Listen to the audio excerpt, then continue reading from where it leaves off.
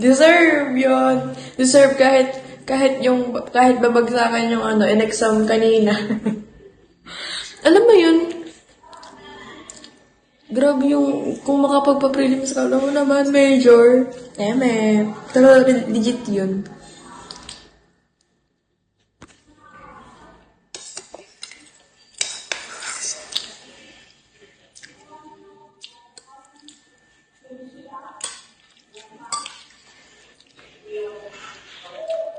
Ayoko na sa kanya.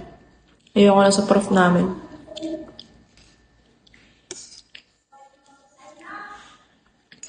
Tapos next week pa naman yung syempre start na uli ng klase. Recitation, balik recitation na naman. Okay, kakasura.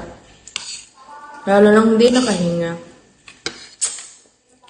Kung makapagpa-recitation pa naman yun, nakala mo ang estudyante niya, isa lang. Isang tao, 5 tanong. Ano yun? Lokohan?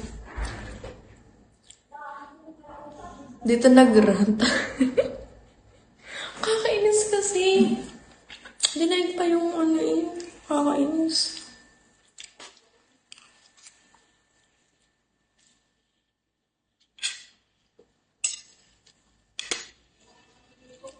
Tapos ano pa naman? Katapusan ng March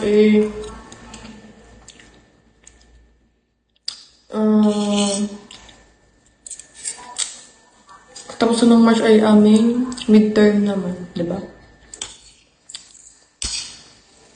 Malamadali na naman kami.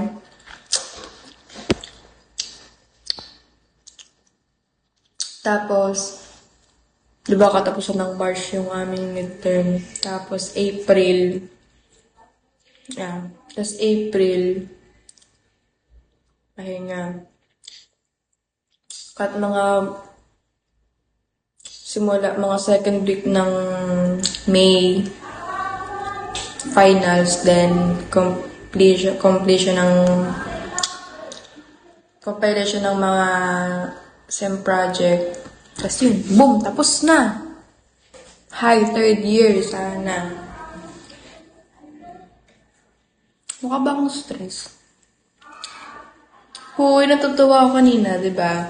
Nasabi ko sa inyo yung past relationship ko is sobra akong promise talaga. Nung ako yan. Natotally parang na-depress naman talaga ako. Tapos, alam niyo yun, kitang-kita mo sa mukha ko na naapektuhan talaga ako, as in.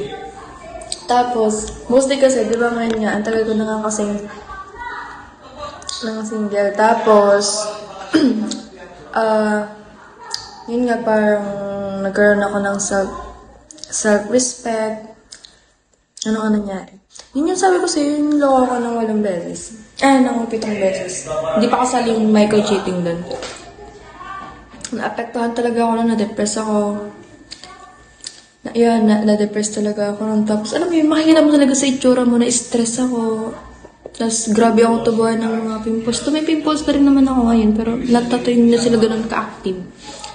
Tapos, alam mo yun, sobrang peace nung utak ko ngayon. Tapos, syempre, pag alam mo kasing inuuna mo na yung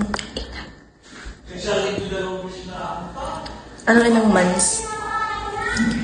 Sabi ko na talaga sa yun, bali, May, June, July, August, September, October, November, December, January, February, 9 months